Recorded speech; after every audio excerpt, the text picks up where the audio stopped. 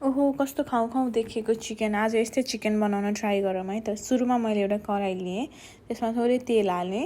तेल तातेपछि मैले ज्वानो मेथी फुराउन छोडेँ। ज्वानो मेथी हल्का कालो देखेपछि त्यसमा प्याज र खुर्सानी हालेर सँगै एकछिन भुटेँ। एकछिन भुटेपछि त्यसमा मैले थोरै जिरा धनियाँको धुलो अनि मिट मसला हालेर एकछिन चलाएँ। एकछिन मजाले हल्का पाके जस्तो भएपछि थोरै टमाटर पनि हालेर एकछिन पकाएँ। टमाटरलाई चाहिँ हल्का तेल छोड्ने जेलसम्म पकाउनुपर्छ। त्यसपछि त्यस्तो देखिएपछि मैले चिकन ड्रमस्टिकहरूलाई हालेँ। त्यसपछि त्यसलाई मिडियम हिटमा एकछिन बिस्तारै चलाएँ अनि थोरै नुन हालेँ। नुन हालेपछि यसले हल्का पानी छोड्दै जान्छ।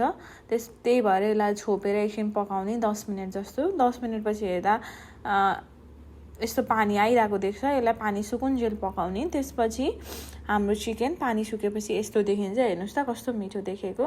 अनि मैले यसलाई